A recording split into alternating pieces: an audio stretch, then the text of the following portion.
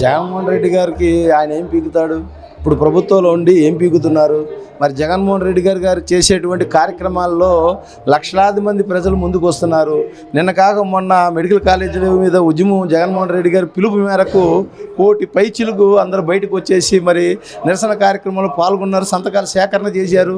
మరి జగన్మోహన్ రెడ్డి గారికి ఇంత గ్రాపు మరి ఉంటుందంటే మరి మీరు ఏం పీకుతున్నారు? మీరు ఏం పీకట్లేదు కనుకనే ప్రజలందరూ కూడా జగన్మోహన్ రెడ్డి గారి వెనకాల పట్టం కడుతున్నారు అనేది కూడా తెలుసుకోవాలి. ఏంటండి యోగి ఆదిత్యనాథ్ అంటే అక్కడ ఉన్న పరిస్థితులు బట్టి ఆయన చేస్తున్నాడు. ఈయనకి అంత దమ్ము ఎక్కడ ఏడ్చి వచ్చింది? ఈయనకి నిజాయితీ లేదు. యోగి ఆదిత్యనాథ్కి నిజాయితీ ఉంది ఏమో, అక్కడ ఏదో చేస్తున్నాడు. ఈయనకి ఎక్కడ నిజాయితీ ఉంది? మాట మీద ఏనాడు నిలబడ్డాడు?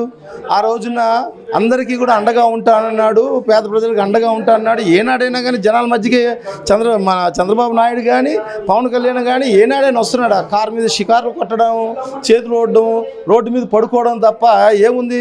ఆయన మాటలకి ఆయన చేతలకి పరిపాలన చేత కానీ దద్దమ్మ పవన్ కళ్యాణ్.